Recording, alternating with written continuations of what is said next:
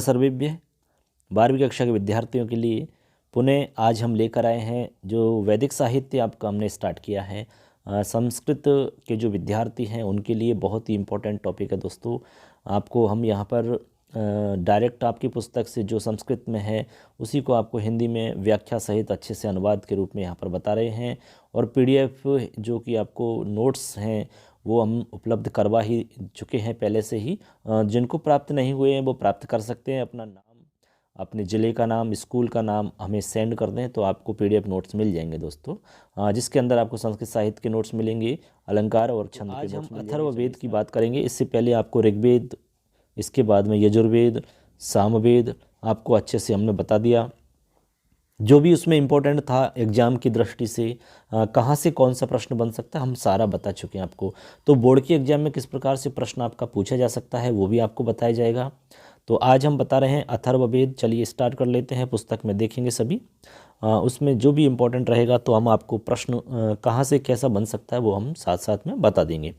तो देखिए दोस्तों, यहाँ से स्टार्ट करते हैं हम। देखिए जैसे कि यहाँ पर आप देख पा रहे हैं, देखिए तो यहाँ से हम देख रहे हैं, लिखा है महर्षिणा अथर्वणः दृष्टत्वात् अयं वेदः अथर्ववेदः इति कथ्यते। मतलब है महर्षिणा अथर्वण, यानी महर्षि जो अथर्वण ऋषि हैं, ठीक है, जो महर्षि अथर्वण थे उनकी दृष्टत्वात्, उनकी दृष्टि से अयं वेदः, अयं वेद, यह वेद अथर्ववेद इति कथ्यते, अथर्ववेद कहते हैं इसे, यानी अथर्ववेद कहलाता है। ठीक है, यानी महर्षि अथर्वण की दृष्टित्वा, दृष्टि से यह वेद अथर्ववेद इति कथ्यते, अथर्ववेद कहा जाता है या अथर्ववेद से कहते हैं, ये इसका मतलब हो गया। ठीक है ना। तो इसके जो ऋषि हैं मुख्य अथर्वण हैं, यानी कि महर्षि अथर्वण की वजह से इसको क्या कहते हैं, अथर्ववेद ऐसा कहते हैं। ये आपको समझना है, ठीक है ना। इसके बाद में लिखा है कि अस्मिन् वेदे धातु विधायाः अविचार क्रियायाः च प्रधानता अस्ति, यानी कह रहे हैं कि इस वेद में धातु विधायाः, यानी धातुओं की कौन कौन सी विधाएं हैं। ठीक, धातु विधाया अविचार क्रियाया च, यानी धातु विधा और अविचार क्रिया की प्रधानता है। अविचार करना, उपचार करना, इनकी क्रियाओं के बारे में बताया गया है। तो आपको समझना है कि मुख्य रूप से यदि हम बात करें कि भाई अथर्ववेद जो है, इस अथर्ववेद में है क्या, तो आपको पता होगा कि अथर्ववेद के अंदर मुख्य रूप से जो है वो है ये उपचार के विषय में, या फिर अलग अलग रोगों के निवारण के बारे में, ठीक है, कोई अपराध मोचन के विषय में, या फिर कोई बीमारी है उसका कौन सा मंत्र है, बीमारी को मंत्रों के द्वारा कैसे दूर किया जा सकता है। तो इस प्रकार का इसमें आपको विषय वस्तु इसमें मिलेगी, ऐसा मैटर इसमें दिया हुआ है। ठीक है, तो मुख्य रूप से यदि हम बात करें अथर्ववेद की तो आपको यही याद रखना है कि इसके अंदर आपको ये मान लो कि अलग अलग, तो ऐसे हम कह सकते हैं कि रोग निवारक अनेक मंत्राः संकलिताः, यानी रोग निवारक अनेक मंत्रों का यहाँ पर संकलन आपको देखने को मिल सकता है बच्चों। ठीक है, तो ये आपको समझना है। तभी तो लिख रहे हैं कि अस्मिन् वेदे धातु विधाया अविचार क्रियाया च, यानी इस वेद में धातु विधा, विधा यानी प्रकार है एक तरह से, तो धातु विधा और अविचार क्रिया की प्रधानता है। अविचार का मतलब एक प्रकार से उपचार है। ठीक है ना, तो ऐसे समझना कि उपचार से संबंधित जो क्रिया है उनकी प्रधानता इसमें है।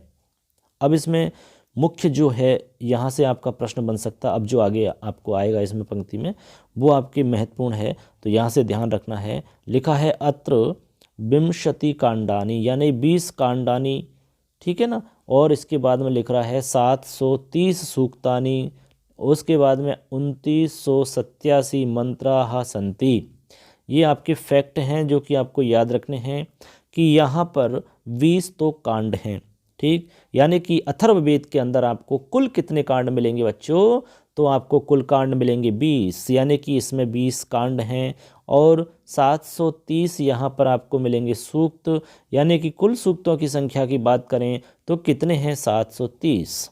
ठीक है, यदि हम मंत्रों की बात करें तो मंत्र हैं आपके टोटल 2987, यानी 2987 ये आपके मंत्र हैं। ये इसमें आपको लिखा हुआ है, ये आपको ध्यान में रखना है। ठीक है, अब इसके बाद में लिखते हैं कि एषु मंत्रेषु द्वादशशतमन्त्राः ऋग्वेदेपि प्राप्यन्ते। यानी द्वादश शत का मतलब 1200 मंत्र ऋग्वेदेपि प्राप्यन्ते, ऋग्वेद में भी प्राप्त होते हैं। कहाँ प्राप्त होते हैं? ऋग्वेद में भी प्राप्त होते हैं। कितने? द्वादश शत यानी 1200 मंत्र ऋग्वेद में भी प्राप्त होते हैं। ये इसका मतलब हो जाता है। तो कुल मंत्रों की बात करें तो यहाँ पर आ गया, ये रहा आपका 2987। आगे लिखते हैं कि इन मंत्रों में द्वादश शत मंत्र यानी कि 1200 मंत्र ऋग्वेद में भी प्राप्त होते हैं। इन्हीं में से ऋग्वेद में भी मिल जाएंगे आपको 1200 की। आगे लिखते हैं विंश कांडे 153 सूक्तानि संधि। और जो विंश कांड है, ठीक है, उस विंश कांड के अंदर 153 सूक्त हैं। तो विंश कांड में 153 सूक्त हैं, ये आपको ध्यान रखना है। फिर लिखते हैं कि तेषु द्वादश सूक्तानि अतिरिच्य शेषाणि सर्वाण्यपि ऋग्वेदस्य दशमंडले समुपलभ्यन्ते। मतलब ये हुआ कि द्वादश सूक्तानि अतिरिच्य 12 सूक्तों के अतिरिक्त 12 सूक्तों के अलावा शेष सर्वाण्यपि सभी सूक्त भी ऋग्वेदस्य दशमंडले समुपलभ्यन्ते, ऋग्वेद के 10वें मंडल में उपलब्ध होते हैं, ऋग्वेद के 10वें मंडल में प्राप्त होते हैं। ये आपको मतलब समझना है इसका, ठीक है। तो समझिए कि विंश कांड में 153 सूक्त हैं, उनमें द्वादश सूक्तानि अतिरिच्य, उनमें द्वादश यानी कि 12 सूक्तों के अतिरिक्त जो शेष हैं वो सर्वाण्यपि ऋग्वेदस्य 10 मंडले समुपलभ्यन्ते, वो सब के सब ऋग्वेद के 10वें मंडल में उपलब्ध होते हैं। ये मतलब आपको समझ लेना है, ठीक है। तो यहाँ तक आपको कोई दिक्कत नहीं है। इसमें जो भी फैक्ट हैं वो आपको ध्यान में रखने हैं, क्योंकि यहाँ से आपका सीधा सा प्रश्न बन सकता है, ठीक है। आपसे पूछ लें कि भाई ऋग्वेद में कुल कितने कांड हैं, तो आपको बताना है 20। ऋग्वेद में कुल कितने सूक्त हैं, तो बताना है 730। कुल मंत्रों की बात करें तो बताना है आपको 2987, ठीक है। ऐसे आपको ध्यान रखना है। आगे आपको देखिए क्या महत्वपूर्ण है उसको भी बताते हैं। चलिए आगे देखते हैं। तो आगे लिखा है, यहाँ से देखते हैं, ठीक है। तो अब आपको यहाँ तक कोई प्रॉब्लम है तो आप यहाँ से पूछ सकते हैं सवाल। आगे लिख रहे हैं अथर्ववेदस्य नव शाखाः आसन। अथर्ववेद की 9 शाखा थी। कितनी शाखा थी? 9 शाखा। तो आपको ये भी लिखना है कि याद रख सकते हो आप कि भाई अथर्ववेद की पहले कितनी शाखा थी, तो आपको बताना है 9 शाखा थी।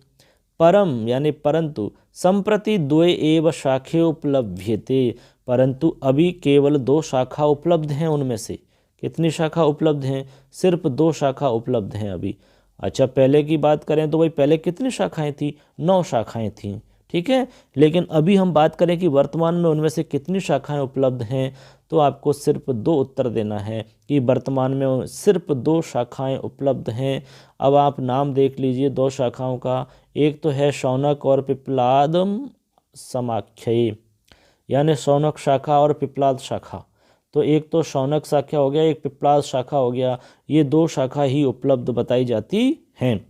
तो आपको ध्यान रखना है कि भाई कुल तो 9 शाखाएं थीं पहले तो, लेकिन अभी वर्तमान में कितनी उपलब्ध हैं। तो ऐसा यदि पूछा जाता है तो आपको बताना है कि 2, एक शौनक और एक पिप्लाद शाखा, ठीक है। आगे देखते हैं प्रचलिता अथर्व संहिता शौनक शाखांतर्गता अस्ति। कहते हैं कि जो प्रचलित अथर्व संहिता है, जो अथर्व संहिता के नाम से आपकी जो संहिता अथर्व संहिता है, वो शौनक शाखा के अंतर्गत है। यानी कि प्रचलित अथर्व संहिता किसके अंतर्गत आती है, तो आपको बताना है शौनक शाखा के अंतर्गत आती है। क्या प्रचलित अथर्व संहिता शौनक शाखा के अंतर्गत है? ये आपको मतलब समझना है। आगे लिखते हैं पैपलादि शाखांतर्गत संहितापि अचिरेणैव मुद्रिता। यानी कि जो पेपलाद शाखा के अंतर्गत संहिता है वो भी अचिरेणैव मुद्रिता, अभी मतलब शीघ्र ही क्या हुई है, यानी कि अभी अचिरमेव क्या हुई है? मुद्रित हुई है। यानी कि वो अचिरेण एव मुद्रित हुई है, यानी कि वो अभी ताज़ा ही मुद्रित हुई है, शीघ्र ही मुद्रित हुई है। ऐसे आपको समझना है। तो कुल मिला के यहाँ पर आपको बात याद रखनी है कि दो शाखाएं हैं आपकी, एक तो शौनक शाखा है, एक आपकी पिप्लाद शाखा है। तो दोनों के विषय में कुछ बातें यहाँ पर बताई। तो जो फैक्ट आपको बताए हैं वो याद रखने हैं। चलिए आगे देख लेते हैं, आगे और कुछ क्या खास है इसमें देखते हैं बच्चों। हम यहाँ से देखते हैं अब। तो यहाँ पर देखिए ये लिखा हुआ है आपका। इससे पहले जो भी मैटर है वो आपको कोई दिक्कत होती है तो आप सवाल पूछ सकते हैं आपका, और नहीं दिक्कत है तो आगे चलते हैं। चलिए आगे चलते हैं। आगे लिखा है अथर्ववेदस्य वर्ण विषयः त्रिषु भागेषु विभक्तः अस्ति। यानी अथर्ववेद के वर्ण विषय जो हैं वो त्रिषु भागेषु विभक्तः अस्ति। वर्ण विषय जो है वो 3 भागों में विभक्त है। अथर्ववेदस्य वर्ण विषयः त्रिषु भागेषु विभक्तः अस्ति। अथर्ववेद के वर्ण विषय, अथर्ववेद का वर्ण विषय 3 भागों में विभक्त है। कितने भागों में विभक्त है बच्चों? 3 भागों में। अब कौन सा है? एक तो है आध्यात्मम, ठीक है, आध्यात्मम हो गया, आध्यात्मम। तो यहाँ देखिए पहला हो जाएगा आध्यात्मम, ठीक। दूसरा है अधिभूत, और तीसरा है अधिदैवतंच, अधिदैवतंच। तो ये 3 हो गए। पहला हो गया अध्यात्मम, अधिभूतम और अधिदैवतंच, ठीक है। ये आपको 3 नाम याद रखने होंगे। किसमें? अथर्ववेद के वर्ण विषय को 3 भागों में बांटा गया है। तो वो आपके 3 भाग कौन कौन से हैं? एक तो अध्यात्मम, अधिभूतम और अधिदैवतंच। ये आपके 3 हो गए।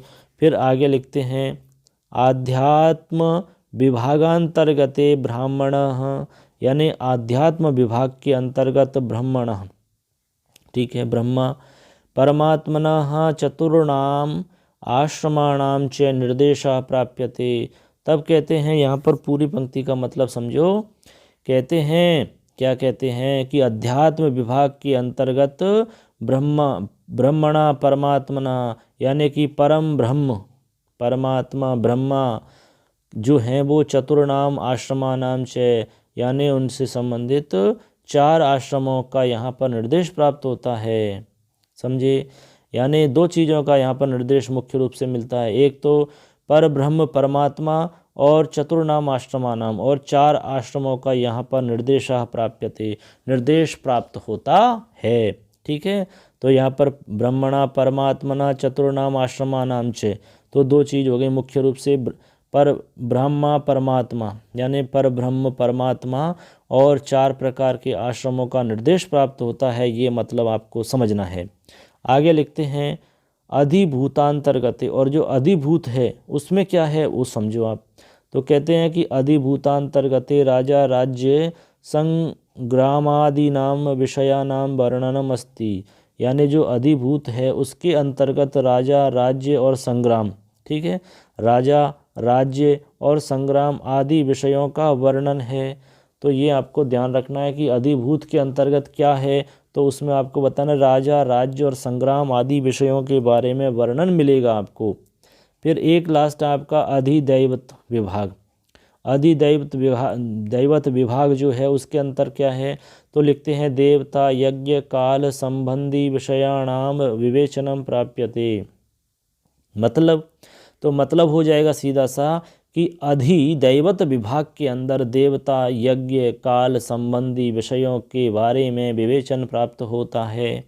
यानी काल के विषय में, समय के बारे में, यज्ञ के बारे में, देवताओं के विषय में क्या होता है? विवेचन होता है। तो वो क्या है? अधिदैवत विभाग है। तो ऐसे करके अलग अलग विभाग बनाए गए हैं। तो ऐसे 3 विभाग हैं। जो अथर्ववेद का वर्ण विषय है उसको 3 विभागों में विभक्त किया है। पहला अध्यात्मम हो गया, अधिभूतम हो गया, अधिदैवतंच हो गया, ठीक है। उसके बाद में आपको बताया कि अध्यात्म विभाग के अंतर्गत पर ब्रह्म परमात्मा और चतुर आश्रम जो है 4 प्रकार के आश्रम, उनका निर्देश प्राप्त होता है। ऐसे करके आपको यहाँ पर सारी बात बताई है। अब देखते हैं आगे और कुछ क्या खास है इस पार्ट के अंदर। जो भी रहेगा उसको हम अच्छे से क्लियर करते हैं और फिर हम आगे बढ़ते हैं। चलिए यहाँ पर देखते हैं। अब देखो आगे, तो आगे लिख रहा है अथर्ववेदे रोग निवारका अनेके मंत्रा संकलिता, यानी अथर्ववेद में रोग का निवारण करने वाले अनेक मंत्रों का संकलन है। यानी इसमें मुख्य रूप से रोग निवारक मंत्रों का संकलन है। ठीक है, तो लिखते हैं कि अथर्ववेद में रोग निवारक अनेके मंत्राः संकलिताः, यानी अथर्ववेद में रोग निवारण करने के अनेक मंत्रों का संकलन है। ये भैषज्यानि कथ्यन्ते, जिनको भैषज्य कहते हैं।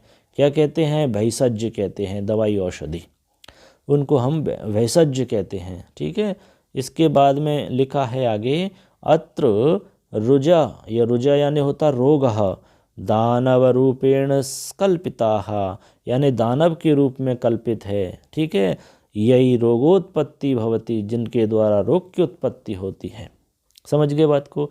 तो यहाँ पर जो रोग है, ठीक है, जो रुज है, वो दानव के रूप से कल्पित हुआ है। ठीक है, जिनके द्वारा रोगस्य उत्पत्ति यानी रोगोत्पत्ति भवति, रोग की क्या होती है? उत्पत्ति होती है। ठीक है, ये इसका मतलब है। फिर लिखते हैं अत्रैव रुजठः दूरीकर्तुम, यानी कि यहाँ पर रोग को दूर करने के लिए, किसको दूर करने के लिए? रोगों को दूर करने के लिए तेषां प्रवर्तकानां असुराणां च विनाशं कर्तुं च विविधोपायाः वर्णिताः अस्ति। मतलब कहते हैं कि यहाँ पर रोगों का निवारण करने के लिए और तेषां प्रवर्तकानां, और उनके प्रवर्तक असुरों का विनाश करने के लिए विविध उपायों का वर्णन है या वर्णन किया गया है। किसका वर्णन किया गया है? रोगों का निवारण करने के लिए, और जो प्रवर्तक और उनके जो असुर हैं उनका विनाश करने के लिए विविध उपायों का वर्णन किया गया है। ये इसका मतलब है। ठीक है, आगे लिखे हैं कासम दूरी कर्तुम एकस्मिन् स्थले एव प्रार्थना कृता अस्ति। कहते हैं कि खांसी को दूर करने के लिए एक स्थल पर ऐसे प्रार्थना की गई है, यानी खांसी दूर हो जाए इसके लिए प्रार्थना की गई है एक जगह पर। तो वो प्रार्थना क्या है वो देख लेते हैं, किस प्रकार से खांसी को भगाने के लिए प्रार्थना की गई है। चलिए वो देखते हैं। अब देखिए यहाँ पर किस प्रकार से प्रार्थना की जा रही है, इसमें क्या कहा जा रहा है वो लिखा हुआ है यहाँ पर। किसको दूर करने के लिए? कासम, यानी खांसी को दूर करने के लिए एक स्थल पर तो प्रार्थना की गई है। तो कहा गया है कि यथा सूर्यस्य रश्मयाः परापतन्त्याशुभत एवा त्वाम कासे प्रपतः समुद्रस्यानुविक्षरम। ठीक है, तो इसका मतलब सीधा सा क्या हो गया बच्चों? तो यहाँ पर प्रार्थना की गई है और कहा जा रहा है कि यथा सूर्य से रश्मय परापतन्त्याशुभत एवा त्वाम कासे प्रपतः समुद्रस्यानुविक्षरम। मतलब कहते हैं कि मतलब हो गया सीधा सीधा कि जिस तरह सूर्य की किरणें बड़े वेग से चलती हैं, उसी तरह से हे काश तू भी समुद्र की लहरों के साथ में चली जा, तू भी समुद्र की लहरों के साथ में जा। ऐसा यहाँ पर कहा गया है, ऐसी प्रार्थना की गई है। तो दोबारा सुन लो। तो इसका मतलब है बच्चों कि जिस तरह सूर्य की किरणें बड़े वेग से चलती हैं, उसी प्रकार से हे खांसी तू भी समुद्र की लहरों के साथ में चली जा, तू भी विलीन हो जा, तू भी नष्ट हो जा। ऐसा यहाँ पर कहा गया है, ऐसी प्रार्थना यहाँ पर की गई है। आगे देखिए, आगे लिखते हैं अत्र आयुष्य सूक्ते स्वास्थ्य दीर्घायुष्ययो प्राप्तये अनेके प्रार्थना मंत्राः संकलिताः सन्ति। मतलब आयुष्य सूक्त में अलग अलग सूक्त हैं, आपको पता है बहुत सारे सूक्त हैं, तो उसमें एक नाम है आयुष्य सूक्त। अब आयुष्य सूक्त में क्या बता रहे हैं देखिए, आयुष्य सूक्त में स्वास्थ्य दीर्घायुष्ययो प्राप्तये, यानी स्वास्थ्य और दीर्घ आयु की प्राप्ति के लिए। एक तो इस स्वास्थ्य के बारे में कि भाई आपका स्वास्थ्य बहुत अच्छा रहे, चाहे आप कितना भी जिएं लेकिन आपका स्वास्थ्य बहुत अच्छा रहे, ठीक रहे।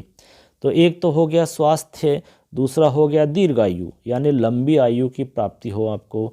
तो कहते हैं कि यहाँ पर आयुष्य सूक्त में स्वास्थ्य और दीर्घ आयु, ठीक है, दीर्घ आयु प्राप्त हो, ऐसे अनेके प्रार्थना मंत्र संकलिता संति, ऐसे प्रार्थना के मंत्र अनेक मंत्र संकलित हैं, अनेक मंत्रों का यहाँ पर संकलन है। यानी स्वास्थ्य और दीर्घायु प्राप्त करने के लिए अनेके प्रार्थना मंत्र, अनेक प्रार्थना मंत्रों का यहाँ पर संकलन मिलता है, अनेक प्रार्थना मंत्रों का यहाँ पर संकलन है, ये इसका मतलब है। फिर लिखते हैं अत्रैव दीर्घायुष्याय जीवेम शरदा शतमिति प्रार्थना अस्ति। कहते हैं कि यहीं पर दीर्घायुष्याय का मतलब दीर्घ आयु के लिए जीवेम शरदा शतम, यानी 100 साल तक जीना चाहिए, 100 साल तक जीवें, ऐसी प्रार्थना की गई है। ऐसी प्रार्थना है क्या कि 100 साल तक जियो। कितने साल तक? 100 साल तक जियो, ऐसी प्रार्थना की गई है। तो ये एक उदाहरण दिया है कि किस प्रकार से प्रार्थना वहाँ पर की गई। आगे लिखते हैं अथर्ववेद कतिपयेषु सूक्तेषु अनिष्ट निवारणाय पशुरक्षणाय हल प्रवणाय बीज वपनाय अत्र वृद्ध्यै व्यवसाय वृद्ध्यै विविध विषय संबंधिताः प्रार्थना मंत्रा सन्ति ये पौष्टिकानि कथ्यन्ते। अब देखो यहाँ पर क्या बताया है, तो लिखते हैं कि अथर्ववेद कतिपयेषु, अथर्ववेद कुछ सूक्तेषु, यानी अथर्ववेद कुछ सूक्तों में, क्या लिख रहा है, अथर्ववेद कुछ सूक्तों में अनिष्ट का निवारण करने के लिए, पशु की रक्षा करने के लिए, और हल प्रवणाय हल बांधने के लिए, हल चलाने के लिए, बीज वपनाय यानी कि बीज बोने के लिए, और इधर हो गया हल प्रवणाय हल को चलाने के लिए, खींचने के लिए, ठीक है, और बीज को बोने के लिए। यहाँ पर वृद्ध्यहि व्यवसाय वृद्ध्यहि यानी वृद्धि के लिए और व्यवसाय की वृद्धि के लिए, विविध विषय संबंधिता प्रार्थना, विभिन्न प्रकार के विषयों से संबंधित प्रार्थना वाले मंत्र संति, प्रार्थना युक्त मंत्र हैं, ये पौष्टिकानि संति, ये सब पौष्टिक कहलाते हैं, इन्हें पौष्टिक कहते हैं, ठीक है। पौष्टिकानि कथ्यन्ते यानी पौष्टिक कहते हैं इनको, ये इसका मतलब है। तो आप अच्छे से समझ गए होंगे, दोबारा सुन सकते हो। अथर्ववेद में कतिपयेषु सूक्तेषु, कतिपय यानी कुछ सूक्तों में अनिष्ट का निवारण करने के लिए, ठीक है, और पशु की रक्षा के लिए, हल को वहन करने के लिए, चलाने के लिए, बीज को बोने के लिए, यहाँ पर वृद्धि के लिए और व्यवसाय के लिए विविध विषय से संबंधित प्रार्थना मंत्र हैं, जिन्हें पौष्टिकानि कथ्यन्ते, जिन्हें क्या कहते हैं, पौष्टिक कहते हैं। इस प्रकार यहाँ तक आपको सारी बात समझ में आ गई होगी। यदि आपको ये अच्छा लगा है वीडियो तो ज़रूर अपने दोस्तों को भी बताएं, जिससे कि उनको भी इससे लाभ हो सके। और चैनल से नहीं जुड़े हैं तो फटाफट चैनल को सब्सक्राइब कर लीजिए। चलिए आगे देखते हैं बच्चों।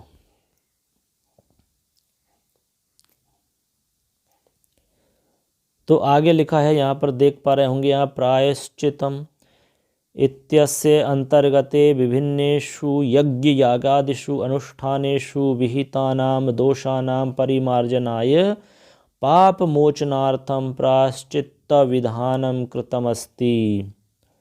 मतलब देखिए लिखा है कि प्रायश्चित्तम इत्यस्य अंतर्गते, यानी प्रायश्चित्त इसके अंतर्गत एक अलग से विभाग हो गया प्रायश्चित्त वाला, ठीक है।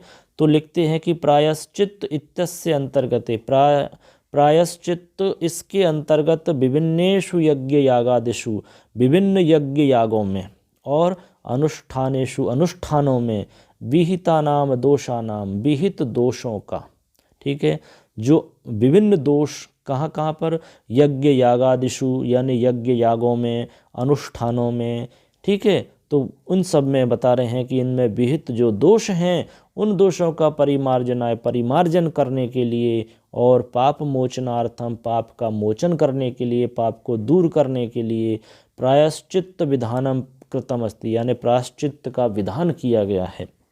मतलब जैसे मान लो कहीं आपसे गलती हो जाती है, कोई दोष हो जाता है, आपने कोई अनुचित कार्य कर दिया या फिर कोई गलत उच्चारण कर दिया, अशुद्ध उच्चारण आपने कर दिया, परिमार्जन करने, अब उसको दूर करने के लिए, उसका परिमार्जन करने के लिए, पाप का मोचन करने के लिए, पाप को दूर करने के लिए प्रायश्चित का विधान किया गया है, ठीक है, वहाँ पर प्रायश्चित किया जाता है। तब लिखते हैं कि अपराध मोचनस्य एकः मंत्रः एवम् अस्ति। अपराध मोचन का एक मंत्र इस प्रकार से है। तो एक मंत्र के बारे में यहाँ बता रहे हैं कि यहाँ पर एक मंत्र दिया गया है जिसमें बताया गया है कि अपराध कैसे मोचन हो, अपराध का मोचन हो जाए, अपराध छोड़कर चला जाए, इसके बारे में मंत्र दे रहे हैं। तो लिखते हैं कि यदि जाग्रता यदि स्वप्नेन एनस्योकरम भूतम मा तस्माद् भव्यम चेद्रपादिव मुंचताम। तो कहते हैं कि यदि जागृत अवस्था में, यदि स्वप्नेन या स्वप्न से, एनस्य अकरम यानी कोई भी दोष या अपराध हो गया है, कोई किसी प्रकार का दोष हो जाता है, तो फिर कहते हैं कि भूतम मा तस्मात् भव्यम च, यानी कि उसको ना तो हुआ ऐसा ना ऐसा होवे, कुछ भी कोई दिक्कत या अपराध ना तो हुआ है ना होवे, किसी भी प्रकार से नहीं होवे। जैसे द्रुपदादिव मुंचताम, द्रुपद यानी द्रुपद की तरह वो क्या है, मुंचताम त्याग दे, छोड़ करके चला जाए, यानी कि उसका त्याग हो जाए। इस प्रकार से यहाँ पर प्रार्थना की गई है, यहाँ पर कहा गया है, अपराध मोचन से संबंधित बात बताई गई है। ये आपको समझना है बच्चों। फिर आगे लिखते हैं, आगे देखिए यहाँ पर अत्र कतिपयेषु मंत्रेषु, यहाँ पर कुछ मंत्रों में तत्कालीन राजनैतिक व्यवस्थाया, उस समय की राजनैतिक व्यवस्था का चित्रणम अपि प्राप्यते, चित्रण भी प्राप्त होता है, ठीक है। उस समय की राजनीतिक व्यवस्था कैसी थी, पॉलिटिकल वाली व्यवस्था कैसी थी, उसके बारे में भी यहाँ पर चित्रण मिलता है।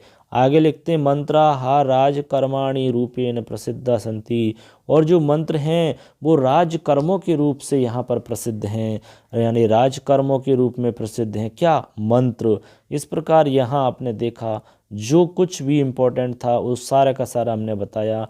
बस 2-4 लाइन और हैं, उसी के साथ में आपका ये पाठ पूरा हो जाएगा। तो चलिए स्टार्ट करते हैं, उनको भी देख लेते हैं। तो जो लास्ट में बच रही है आपकी 2-4 लाइन, उनको भी देख लेते हैं, उसके बाद में आपका अथर्ववेद का पूरा मैटर कंप्लीट हो जाएगा। तो चलिए यहाँ देखते हैं। देखिए लिखते हैं कि अथर्ववेदे विज्ञानस्य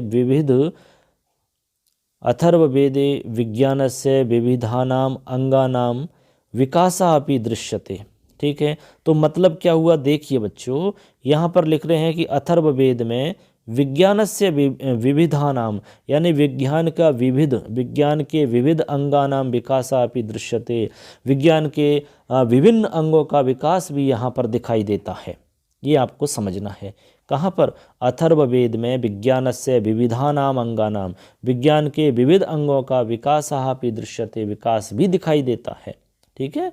अब आगे लिखते हैं अस्य विशद पर्यालोचनेन, यानी इसके विस्तृत पर्यालोचन के द्वारा इदम ज्ञायते, यह जाना जाता है कि, यानी पर्यालोचन मतलब इसका ये मान लो इसका समालोचना मान लो, ठीक है, क्रिटिसिज्म मान लो। तो विशद पर्यालोचन के द्वारा यह ज्ञात होता है कि तत्समये विज्ञानम विकसित अवस्थायाम आसीत। तो इससे जो इसकी पर्यालोचन की गई है, ठीक है, इसकी समीक्षा की गई है, उसके आधार पर यह ज्ञात होता है कि उस समय का जो विज्ञान था वो विकसित अवस्था में था, यानी विज्ञान जो था वो विकसित अवस्थायाम आसीत, वो विकसित अवस्था में था। अथर्ववेद के टाइम की बात है। तो ये इसमें बताया जा रहा है। आगे लिखते हैं रोगोत्पादक कृमीणाम विस्तरेण वर्णनम तान विनाशयितुम उपायः अपि वर्णिताः। तो कहते हैं कि रोग उत्पादक कृमीणाम, रोग उत्पादक जो कृमि यानी रोग का उत्पादक करने वाले जो कीड़े या कृमि, विस्तरेण वर्णनम, उसके विस्तरेण वर्णनम, विस्तार से उनका वर्णन, और तान विनाशयितुम उपाया अपि वर्णिता, और उनका विनाश करने के लिए उपाय भी वर्णित हैं। यानी कि रोग उत्पादक जो कृमि हैं, ठीक है, यानी कीड़े हैं, उनका विस्तार पूर्वक वर्णन किया गया है, उनके बारे में विस्तार से वर्णन, और तान विनाशयितुम उपाया अपि वर्णिता, और उनको विनाश करने के लिए उपाय भी वर्णित हैं कि कैसे उनको हम नष्ट कर सकते हैं, कैसे उनको हम दूर कर सकते हैं, कैसे उनका नाश कर सकते हैं। ये उपाय भी यहाँ पर आपको बताया गया है। तो ऐसे करके आपको ये अच्छे से समझना है, सुनना है और अपने दोस्तों को भी शेयर करना है। वीडियो अच्छा लगता है, जो भी आपके विचार रहें इसके विषय में कमेंट ज़रूर करके बताएं बच्चों। आगे लिखते हैं, देखिए, अत्र शल्य चिकित्सायाः अपि चर्चा प्राप्यते। यहाँ पर शल्य चिकित्सा की भी चर्चा प्राप्त होती है। ऑपरेशन, ठीक है, शल्य चिकित्सा, ठीक है, चीड़ फाड़ करना, तो शल्य चिकित्सा की भी चर्चा प्राप्त होती है। तो इससे पहले भी तो शल्य चिकित्सा हुआ करती थी। आज जैसे हॉस्पिटल है उस तरह की व्यवस्था पहले नहीं हुआ करती थी, लेकिन फिर भी जो हमारे वैद्य हुआ करते थे वो सारा काम करते थे ये, ठीक है, शल्य चिकित्सा, ऑपरेशन वगैरह जो भी करना हो तो वैद्य लोग किया करते थे। आगे लिखते हैं, एवं एव अभिचार क्रियायाः प्रधानतयापि आध्यात्मिक उच्चतायाः राजनैतिक निपुणतायाः कृषिकर्मणाः नीतिशास्त्रस्य स्वास्थ्य विज्ञानस्य च उच्चतमावस्थायाः दर्शनम भवति। मतलब देखिए लास्ट पंक्ति है, तो लिखते हैं कि यहाँ पर शल्य चिकित्साया अपि चर्चा प्राप्यते, शल्य चिकित्सा की भी चर्चा प्राप्त होती है। एवं इस प्रकार से अभिचार क्रिया, ठीक है, अभिचार क्रिया की प्रधानतया भी, यानी प्रधान रूप से अभिचार क्रिया की मुख्य रूप से भी आध्यात्मिक उच्चताया और आध्यात्मिक उच्चता की, राजनीतिक निपुणताया राजनीतिक निपुणता की, ठीक है, राजनीतिक निपुणता की, और कृषि कर्म की, और नीति शास्त्र की, और स्वास्थ्य विज्ञान से च, और स्वास्थ्य विज्ञान की उत्तम अवस्थायाः दर्शनम भवति, उत्तम अवस्था का दर्शन होता है। अच्छा, किस किस का होता है, तो यहाँ से देखा कि अभिचार क्रिया या प्रधानतया, अभिचार क्रिया का प्रधान रूप से, आध्यात्मिक उच्चता के बारे में, राजनैतिक निपुणता की, कृषि कर्मों की, और नीति शास्त्र की, स्वास्थ्य विज्ञान से च, और स्वास्थ्य विज्ञान की उत्तम अवस्थाया दर्शनम भवति, उत्तम अवस्था का दर्शन होता है। इस प्रकार से यहाँ हमारा अथर्ववेद पूर्ण हो जाता है। तो अथर्ववेद के अंदर जो कुछ भी यहाँ पर बताया गया है उसको अच्छे से ध्यान रखना है, दोबारा से सुन लेना है, जो भी इसमें इम्पोर्टेंट है वो सारा का सारा आपको देख लेना है। तो यहाँ पर हमने आपको बताया कि यहाँ पर जो महर्षि अथर्वण हैं उनकी वजह से इसका नाम अथर्ववेद पड़ता है, ठीक है। और इसमें बात करें तो इसमें टोटल 20 कांड हैं, और सूक्तों की बात करें तो 730 सूक्त आपको मिलेंगे, और यदि मंत्रों की बात करें तो 2987 इसमें मंत्र आपको मिलते हैं। फिर आगे कहते हैं कि विंश कांडे, यानी विंश कांड में 153 सूक्त हैं, और तेषु द्वादश सूक्तानि अतिरिच्य, और उनमें द्वादश सूक्तों के अलावा जो शेष सूक्त हैं वो ऋग्वेद के 10वें मंडल में प्राप्त होते हैं। फिर आगे कहते हैं कि अथर्ववेद जो है हमारा, उसमें कुल यदि हम शाखाओं की बात करें तो इसमें कुल 9 शाखाएं हुआ करती थी, लेकिन वर्तमान में कितनी उपलब्ध हैं, तो यदि ऐसा हम प्रश्न करते हैं, किसी से पूछते हैं, या पेपर में यदि ऐसा सवाल आता है तो उत्तर होगा 2 शाखाएं वर्तमान में उपलब्ध हैं, एक तो शौनक शाखा और एक पिप्लाद शाखा, ठीक है। ये 2 शाखा ही आपको उपलब्ध मिलती हैं। आगे लिखते हैं, अथर्ववेदस्य वर्ण विषय त्रिषु, अथर्ववेद का जो वर्ण विषय है उनको 3 भागों में बांटते हैं, अध्यात्म और अधिभूत और अधिदैवत, इस प्रकार से 3 भाग इसके हो जाते हैं। फिर आगे चल कर के बताते हैं कि अथर्ववेद में रोग निवारक मंत्रों का संकलन है, जिनको हम वैसज्य कहते हैं। उसके बाद में यहाँ पर 2 मंत्र दिए गए हैं। एक में तो बताया गया है कि कैसे हम काशी को दूर कर सकते हैं, कैसे आपकी काश दूर हो जाती है, और एक में बताया गया है कि किस प्रकार अपराध का मोचन किया जाता है। इस प्रकार से यहाँ पर अथर्ववेद के विषय में कंप्लीट जानकारी हो जाती है बच्चों। तो आशा करते हैं आपने वीडियो अच्छे से देखा होगा, सुना होगा। तो यदि आपको अच्छा लगा वीडियो, जो भी लगा, किसी भी प्रकार का यदि आपके मन में कोई बात है इससे संबंधित, तो हमें ज़रूर कमेंट के रूप में शेयर करें दोस्तों। इस वीडियो को अपने दोस्तों तक पहुंचाएं, और चैनल को सब्सक्राइब अब तक नहीं किया है तो दोस्तों फटाफट कर लीजिए, क्योंकि इस पर सारी जानकारी हम आपको देते ही रहते हैं। तो इसके साथ में आपके कंप्लीट चारों के चारों आपके वेद हो जाते हैं। अब इसके बाद में आपको हम बताएंगे कि ब्राह्मण ग्रंथ कौन से होते हैं, आरण्य ग्रंथ कौन से होते हैं, इसके अलावा उपनिषद ग्रंथ कौन से होते हैं और वेद के अंग कौन कौन से होते हैं, ये आपके लिए मैटर बचा हुआ है। ये सब हो जाएगा तब जाके आपका वैदिक साहित्य कंप्लीट होगा, फिर आपका लौकिक साहित्य चलेगा दोस्तों। तो आज के लिए इतना ही पर्याप्त दोस्तों। अच्छे से सुनते रहिए और देखते रहिए, याद करते रहिए, अपना और अपनों का ध्यान रखिए दोस्तों। मिलेंगे फिर अगले टॉपिक के साथ में, तब तक के लिए जय हिंद, जय तु भारतम, जय तु संस्कृतम, धन्यवाद।